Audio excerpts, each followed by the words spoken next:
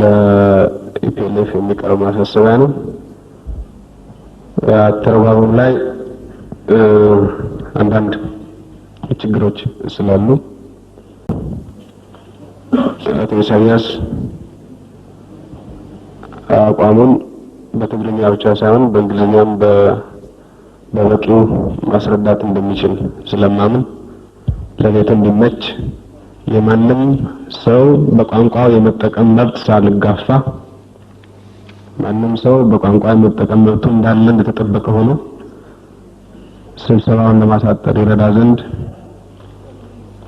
ማብራሪያውን በተቻለ መጠን በእንግሊዝኛ ቢሰጥ ጥሩ ነው የሚል ሐሳብ አለን። ነገር ግን ይህን ስንል ማንኛውም ሰው በቋንቋ የመጠቀም መብቱን ለመጋፋት እንዳልሆነ ከወዲሁ ግልጽ እንዲሆን ያስፈልጋል። ለቤቱ ይረዳል ስብሰባውን ለማሳጠር። I'll try my best to express myself and be brief in dealing with the issues raised. I, on the beginning of my speech, mentioned one basic fact, and that was our position to evade history and historical facts should be taken note of, because we have been told, and I think there is a lot of controversy on what is written in books of history in this country. I don't want to go into the controversies about what is true and what is not true. But the fact that there was some kind of a link amongst the peoples of the region is very clear. We are not trying to justify injustice or the political right of nations by citing very remote historical incidents and issues of color, language, and what have you in the books. The Somalis living in the Ogaden have their brethren across the border in Somalia. The Oromos and other nationalities of the South and Southwest have their brethren across the border in Kenya. The nations and nationalities or national groups and ethnic groups on the western borders of Ethiopia have their brethren across the border in the Sudan. In Eritrea, we have ethnic groups who have their brethren in the Sudan. Amongst people in the north, as people prefer to take out the cradle of what they call Ethiopia, there was a relationship, historical and otherwise. But we are not discussing history to redefine borders in this region in the first place. And for that matter, EPLF's position is we are not redefining borders in Africa along ethnic, color, language, religious, and other criteria. We are talking about political rights of nations, and political rights of nations that were formed when we talk, I don't want to go into the academic argument about the meaning of nations, nationalities, and others, but in case one needs to talk about the Eritrean question, we link the creation of this nation, like the creation of other nations in this part of the continent and the continent as a whole, was the making of colonialism.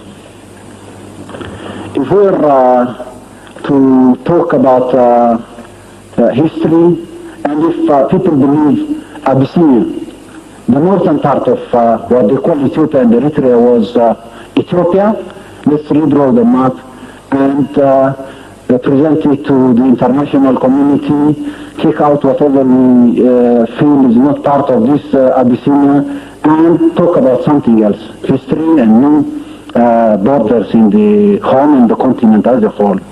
But our history of conflict, our history of becoming nations begins with colonialism. It's very sad, but that is history and that is reality. I'd like to put emphasis on this issue because we are not prepared. Even though we know history, we don't want history to be written on behalf of us by someone else. We believe history in the context of the politics we are discussing now is irrelevant.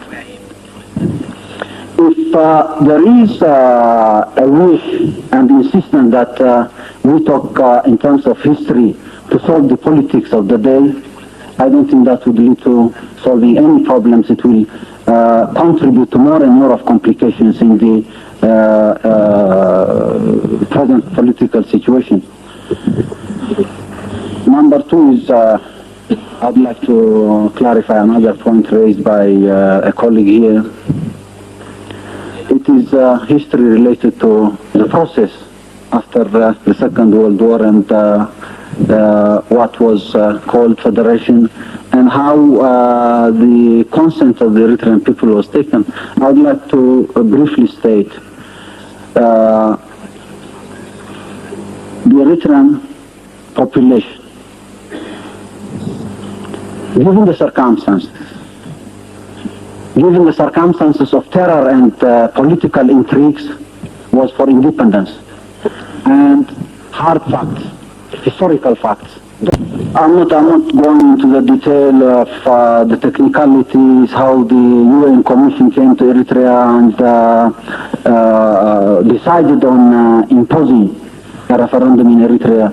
It's documented, it's there for everybody to see, and there is no need of distorting facts.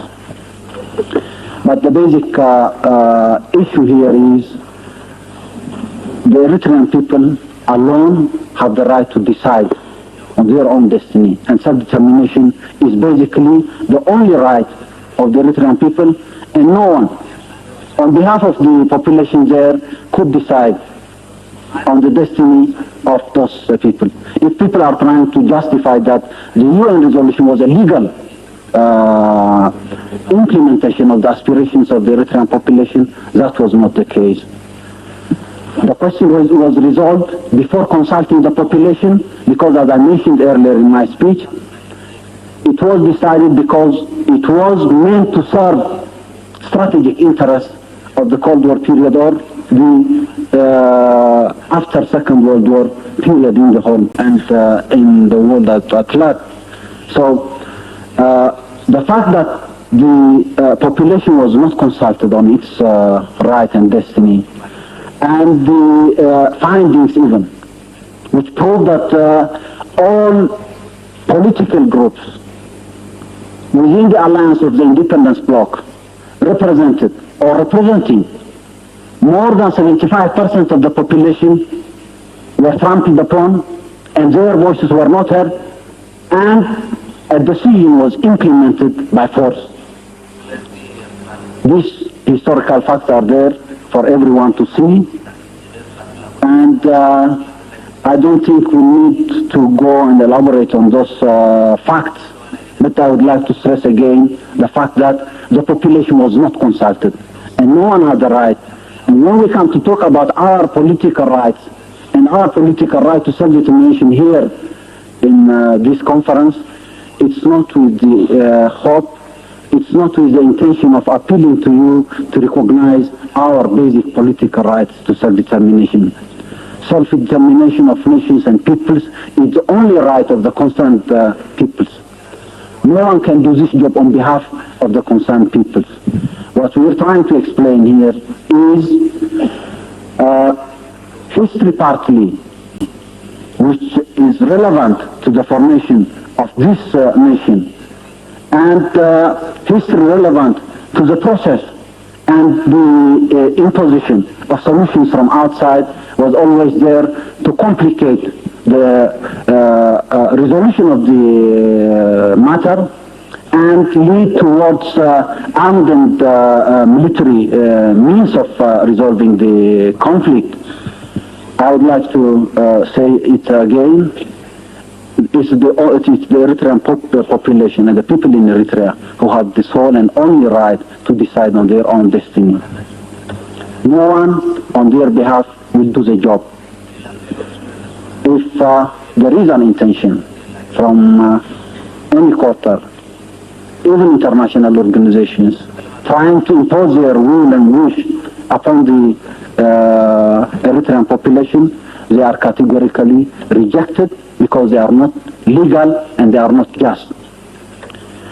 When we come to talk about the resolution of the problem here now,